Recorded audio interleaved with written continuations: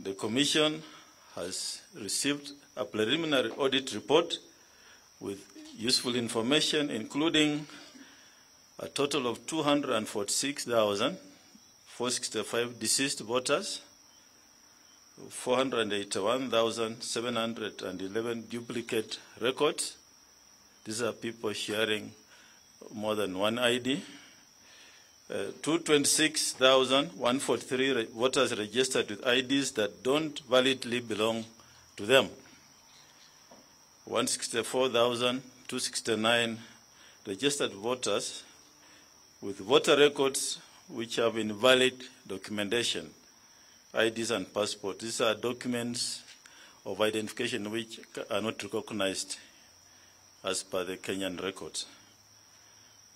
And these issues must be addressed prior to certification and publication of the register.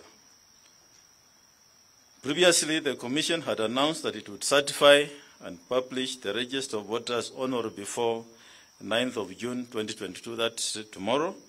However, due to the implementation of these preliminary audit findings on the register, the Commission has decided to address the findings prior to certifying the register for publication on or before the 20th of June this year.